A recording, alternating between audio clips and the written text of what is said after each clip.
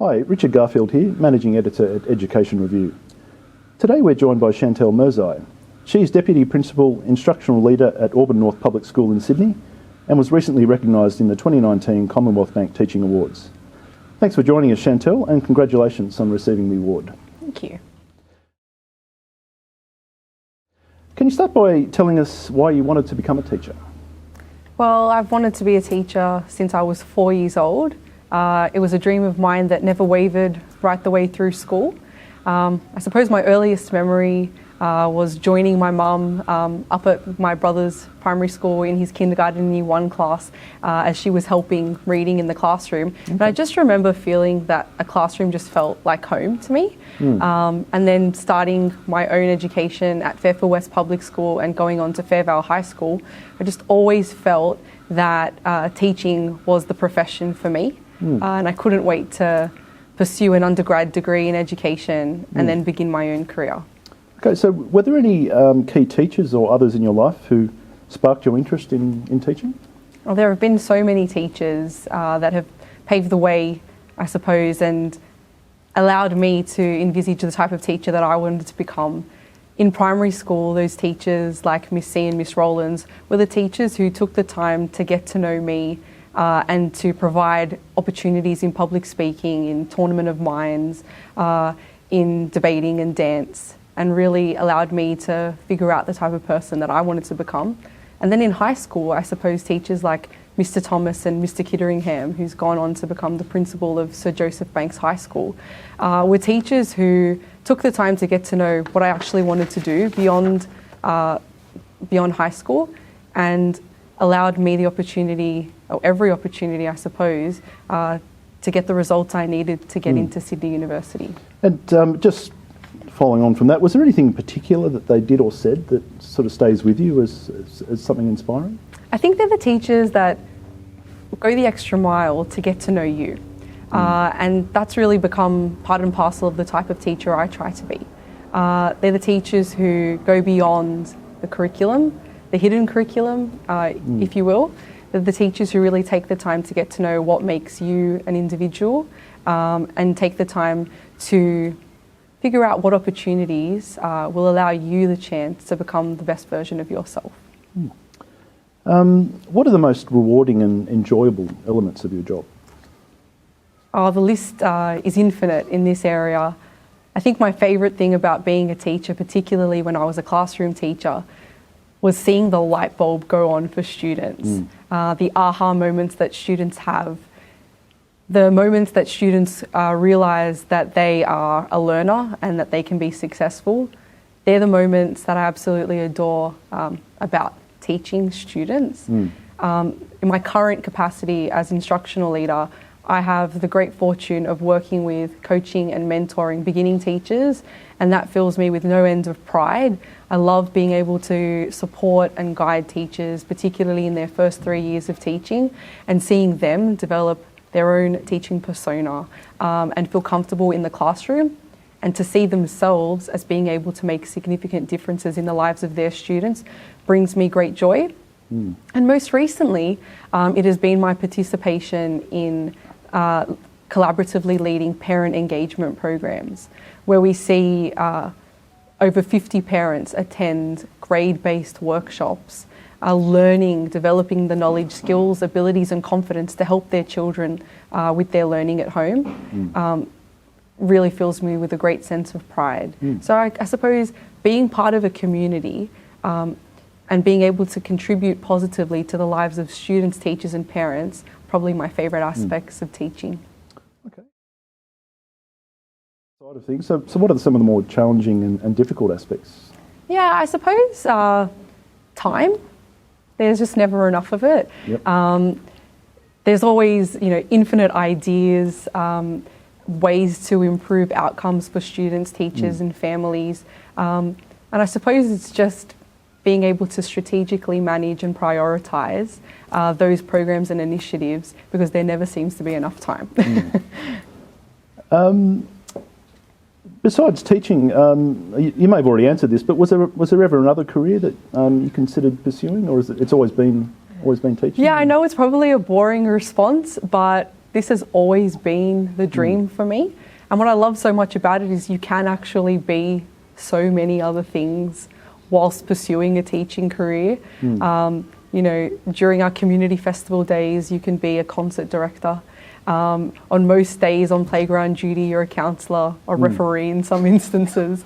You have the opportunity really, particularly in primary education, to, you know, meet all those needs, you know, to be able to utilise skills that you've built up in other areas to ensure that students have a plethora of opportunities. But really teaching has always been it for me. And how, so getting away from teaching, how do you relax and unwind? Another interesting question. I think that because I love what I do so much, I do actually spend quite a portion of my time outside of school thinking about coming up with ideas for school. But other than that, it's just the standard, you know, spending time with family and friends, my new little baby nephew, just being able to relax and recharge because the work that we do is high energy work that requires you to be on and energetic, and I suppose taking that time with loved ones is always really important. Sure. Yeah. Okay, so you won the Commonwealth Bank Award for the improvement programs you developed and implemented from 2015 here at Auburn North. So can you take us through what were the key challenges faced by the school at that time and what needed to change? So I'd like to begin by saying that Auburn North has always been a great school. I actually did my final internship at Auburn North in 2011, and I noticed, you know, upon beginning that prac, how exceptional the routines, programs and practices, the collaboration that existed in the school was. That was abundantly clear. As I began my journey as a classroom teacher, what I noticed was that there were pockets of really great things existing across the K-6 school. And in 2015, based on the fact that our school has always had a culture of continuous review and reflection, we actually engaged the services of educational reviewer Vic Zabar from Victoria, who came up and did an external review of our school in areas such as teaching and learning programs, the culture that existed in the school, assessment, etc. And through that review, the review actually had 11 findings and recommendations. And I was fortunate enough to have been selected by my principal to join along with my executive colleagues to enact a change process to put in place those 11 recommendations. And at the crux, that review in 2015 led way to programs and practices that were strategically implemented that have ensured greater consistency across the K-6 school, so that those pockets of greatness extend right from kindergarten all the way through to Year 6. Can you tell us about the Visible Learning project that you implemented for teachers? What did it involve and what were the outcomes? So one of the recommendations through our external review is that the school consider implementing a consistent instructional model across the K-6 school that is evidence-based.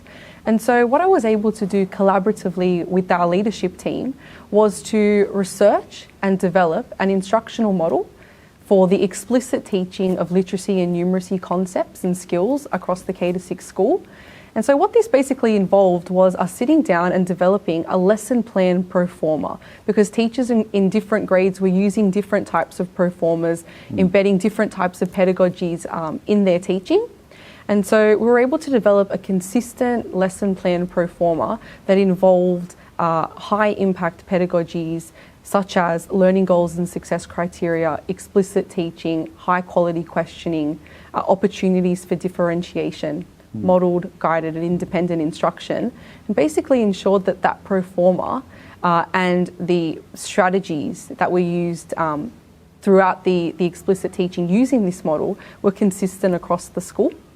And so this basically worked by way of our leadership team actually developing this model, seeking feedback, feed forward from beginning teachers in the school to see, is this user friendly? Does this make sense? We actually piloted it in our own classrooms. I was teaching at the time on class, in classrooms across the K-6 school. And then in 2016, we began to lead professional learning in both the planning and implementation of using this explicit teaching model in literacy and numeracy. And what we started to see at that time was that teachers were beginning to develop their confidence in planning lessons far more consistently and collaboratively across the school. We complemented this with in-class coaching and mentoring. So not only were we running whole staff teacher professional learning workshops where teachers were learning the nuts and bolts of how to use the model, but they were then supported in stage teams where a grade or a stage of teachers would sit together and plan components of the lesson together, and then were supported in the classroom with instructional leaders such as myself being able to shoulder teach with our teachers, with all classroom teachers, using a range of strategies such as lesson demonstrations, team teaching, observation with feedback feed forward, the opportunity to film small components of practice and then sit together and be able to pause and analyse and talk about the practice, never the teacher, but the practice itself. And over time, what's happened is that our teachers have become confident and competent planners and implementers of lessons using the instructional model. And what we've seen is far greater consistency of practice, particularly of the strategies that are being used kindergarten all the way through to year 6, which has really assisted us in achieving outstanding internal assessment data and external NAPLAN data as well. You also implemented a high-impact professional learning project. Can you take us through that? Yeah. So once we had our base instructional model being delivered across the K-6 school, we started to look at what the research was saying were high-impact professional learning strategies to drill down further into practice in areas such as feedback and questioning and differentiation. So adding tools to the teaching toolkit, if you will, further strategies to be able to support teachers in implementing the instructional model in their classrooms, so that a teacher isn't teaching in a way that becomes set piece or predictable for students, that the teacher is able to ask questions to check for understanding, but also to extend thinking, is able to differentiate for students who may require some extra support, but is also able to differentiate for those students who are requiring opportunities to be extended. So once teachers were able to develop their base instructional model knowledge, we were able to implement a high impact professional learning project where teachers were able to add further to their teaching toolkit. We implemented some innovative strategies in this area, such as teaching triads. So this was the opportunity for teachers to work in teams of 3, to write a lesson together, to then seek feedback from a member of the leadership team on their lesson plan, and then actually to be released from their classes to observe one another, teach that lesson with their class, and provide each other with feedback and feed forward. All the while, each time the lesson was being taught, they had the opportunity to actually refine the lesson, and that resulted in our teachers becoming far more reflective, far more collaborative, and further refining their skills in using the instructional model as well.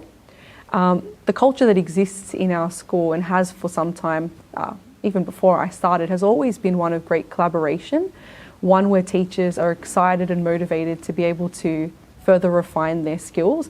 And so opportunities like teaching triads or in-stage lesson studies using video as a tool to be able to further refine teaching practice have just elevated and provided further opportunities for teachers to refine their practice. Can you tell us about overseas research? I believe you drew on research from overseas to help devise the strategies. So which research in particular were you drawing on? Yeah.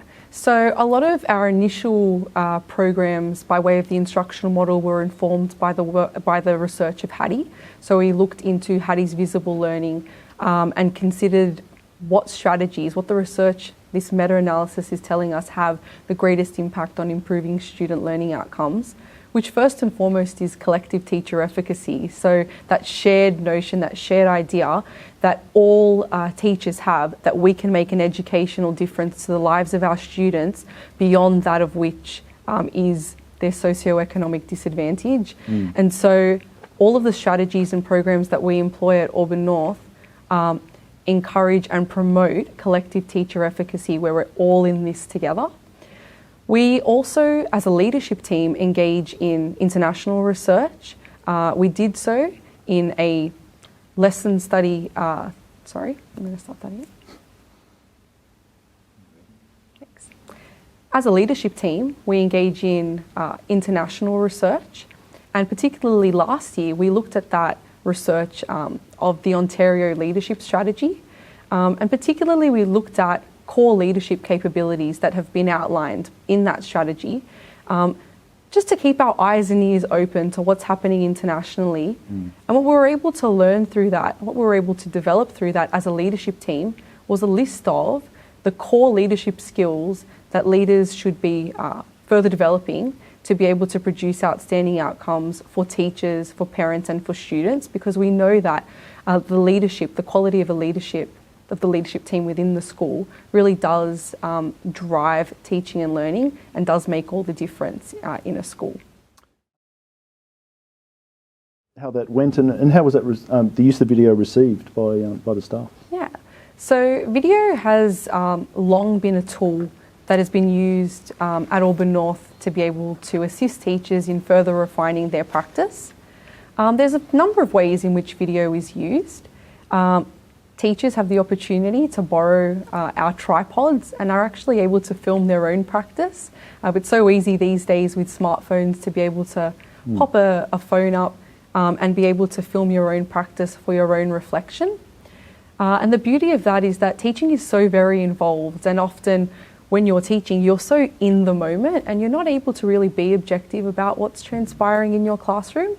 And so through coaching and mentoring in my capacity as an instructional leader, I'm able to use video to be able to film small components, never whole lessons, but small components that may be goal areas for teachers, and then be able to sit down together with the teacher that I'm working with and be able to pause the video, discuss choices that were made in the lessons, consider opportunities for further development, and also really celebrate all the great things that the teacher is doing in that moment as well.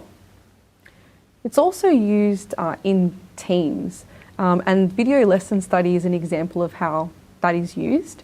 And in this instance, a team might collaboratively write a lesson together in a stage meeting, and then one person in the team, often the leader, will film themselves teaching that particular lesson to a group of students.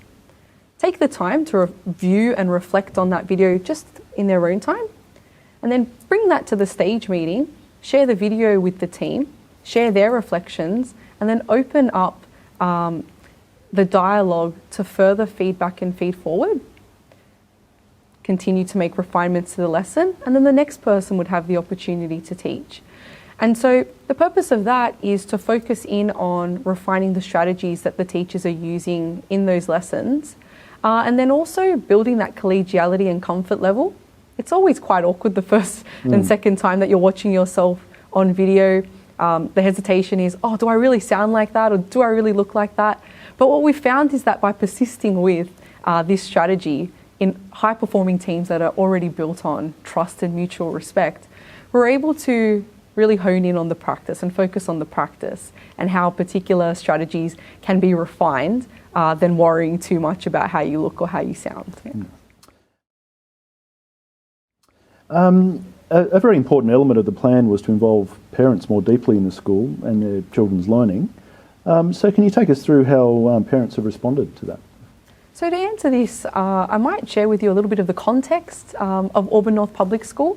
So we have approximately 700 students from 45 different countries, 35 different language backgrounds, probably one of the most multicultural schools in New South Wales.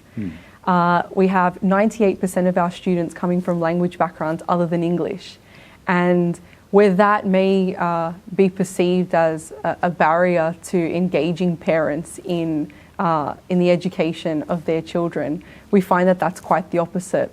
Our parents are the most generous, appreciative and loving people who only want the best for their children. We've collaboratively implemented a Parents as Partners in Learning program across the K-6 school, and that involves parents engaging in grade-based workshops. So coming in for an hour every few weeks and being able to learn the strategies and the way in which their children are being taught in the classroom. And what we've found is that's developing the parents' knowledge, skills, abilities and confidence to be able to support their children at home.